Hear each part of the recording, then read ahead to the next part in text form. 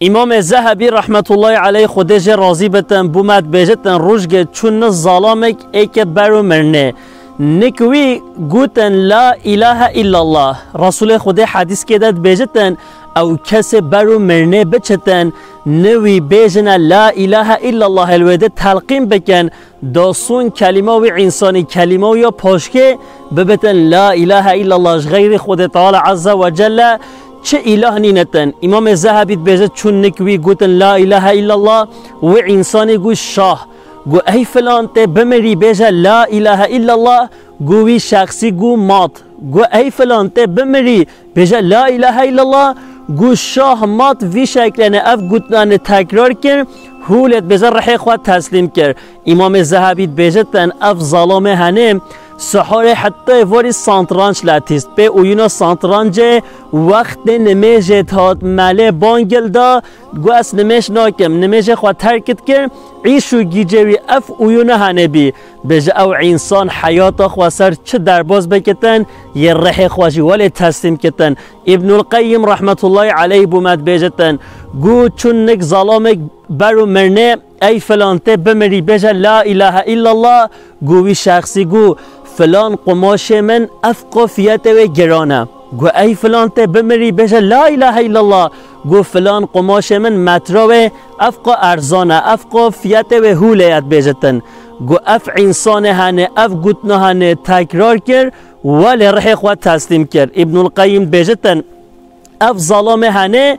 ظلامک تجار بی سحار حتی وارعیش تجارت و مجیل بی وقت خو همی تجارت و مجیلت کر شوی چند نل چه عبادت و چه تشنت کر نمیج خود ترک کر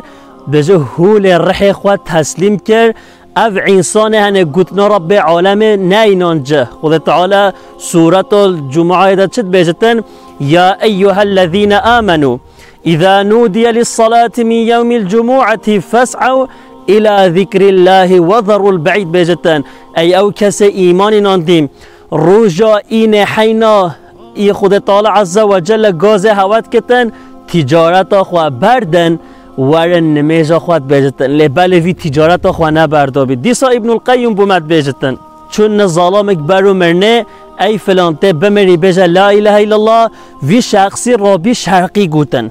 کلام گوتن هستران گوتن ان هستران حجت کری سحاره حتی وایش خورد گوتی رابی او گو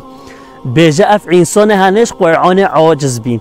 گاه خوانل دا قرآن چجا مجلس قرآن دا نرینشت بی بیجتن رح خواجی پیو شرقی گوت و گوت ولی تسلیم کرد. براین عزیز خواهن دلال اف مثلا هنه بوم هشیاریگن هشیاریگ یا رسول خدا علیه الصلاة والسلام هیاد بیجتن یبعث کل عبد على ما مات علی انسان سر چه فعله سر چه فعلیات بمرتن یه ولیتن حضور خدا تعالی عز و جل ده